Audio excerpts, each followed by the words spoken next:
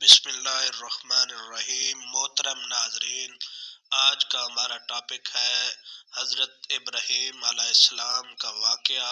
اس واقعے میں ہم حضرت ابراہیم علیہ السلام کی پیدائش اور ان کی پرورش کو بیان کریں گے۔ سیدنا حضرت ابراہیم علیہ السلام کا انبیاء اکرام کی جماعت میں خاص مقام ہے، اور آپ علیہ السلام ہمارے حضور خاتم النبیین صلی اللہ علیہ وآلہ وسلم کے سوا تمام انبیاء اکرام سے افضل ہیں۔ آپ علیہ السلام ہمارے پیارے نبی خاتم النبیین صلی اللہ علیہ وآلہ وسلم کے جد امجد ہیں، اسی لیے آپ کی کنیت ابو محمد اور ابو الانبیاء ہے، اور ہمارے حضور خاتم النبیین صلی اللہ علیہ وآلہ وسلم اپنے جد امجد سے بہت مشابہت ہے۔ چنانچہ آپ خاتم النبیین صلی اللہ علیہ وآلہ وسلم نے ارشاد فرمایا، جس کا ترجمہ ہے کہ تم لوگ اگر ابراہیم علیہ السلام کو دیکھنا چاہو تو اپنے ساتھی یعنی محمد صلی اللہ علیہ وآلہ وسلم کو دیکھو۔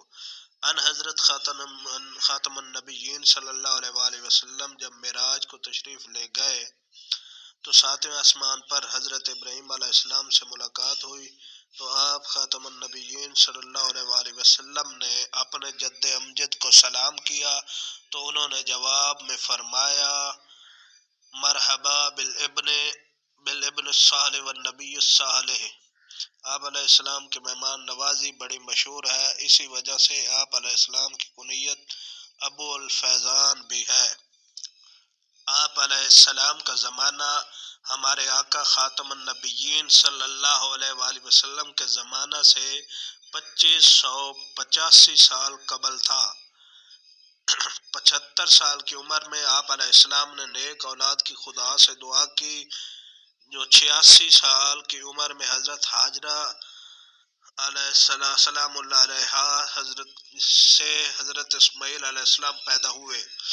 پیدائش کے چند دنوں بعد ہی حکم خداوندی حضرت حاجرہ اور اکلوتے بیٹے اسماعیل علیہ السلام کو سرزمین مکہ کے لک و دک میدانوں میں چھوڑ آئے، جس کے نتیجہ میں زمزم کا چشمہ نمودار ہوا۔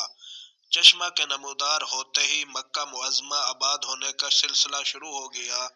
80 یا 99 سال کی عمر میں آپ علیہ السلام کو ختنہ کرنے کا حکم ہوا، تو آپ علیہ السلام نے اپنی ختنہ خود کی۔ حضرت اسماعیل علیہ السلام کی عمر 30 سال تھی کہ آپ علیہ السلام نے ان کو بحکم خدا اپنے ساتھ ملا کر خانہ کعبہ کی تعمیر فرمائی۔ 100 سال کی عمر میں آپ علیہ السلام کی پہلی زوجہ محترمہ حضرت سارہ سے دوسرے بیٹے حضرت اسحاق علیہ السلام پیدا ہوئے، جس کی تفصیل انشاءاللہ ہم اگلے پارٹ میں کریں گے۔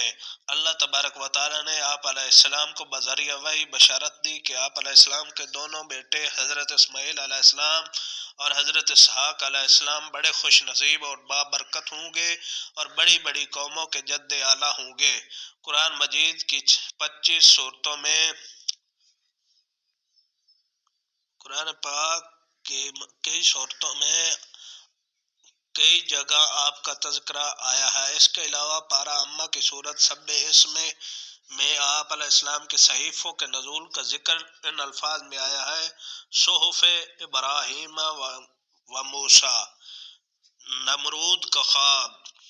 محمد بن اسحاق رحمۃ اللہ علیہ نے فرمایا ہے کہ نمرود بن کنعان بادشاہ نے ایک خواب دیکھا کہ ایک ستارہ طلوع ہوا ہے کہ اس کی روشنی سے آفتاب اور مہتاب بے نور ہو گئے ہیں۔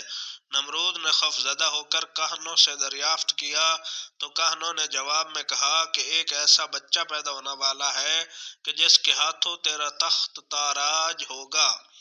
نمرود نے پھر حکم دیا کہ اس سال میری مملکت میں جتنے لڑکے پیدا ہوں قتل کر دیے جائیں۔ حضرت ابراہیم علیہ السلام کی پرورش۔ حضرت ابراہیم علیہ السلام کی والدہ جن کا نام امیلہ یا بلونا تھا، تذکرۃ الانبیاء میں ہے کہ جب یہ ماجرا سنا تو تولد کے وقت باہر ایک غار میں چلے گئی۔ وہاں حضرت ابراہیم علیہ السلام پیدا ہوئے۔ جس وقت حضرت ابراہیم علیہ السلام اپنی والدہ ماجدہ کے شکم اطہر میں تشریف لے گئے تو وہ خبر بھی کانوں نے نمرود کو بتا دی تھی۔ بہرحال آپ علیہ السلام کی پیدائش کے بعد والدہ روزانہ دودھ پلانے کے لیے جاتی، ایک دفعہ کیا دیکھتی ہے کہ آپ اپنی سر انگشت چوس رہے ہیں۔ آپ علیہ السلام ہفتہ میں اتنے بڑے ہوئے کہ ایک ماں کے نظر آتے اور ماں میں اتنے نظر آنے لگے جتنا سال کا بچہ ہوتا ہے۔ جی تو ناظرین، اس سے آگے کا جو قصہ ہے میں اگلے پارٹ میں بیان کروں گا۔ ناظرین، اگر آپ کو ہماری ویڈیو اچھی لگی تو آپ اس کو سبسکرائب کریں ہمارے چینل کو، اور ہماری ویڈیو کو پورا واچ کیا کریں اور لائک کیا کریں۔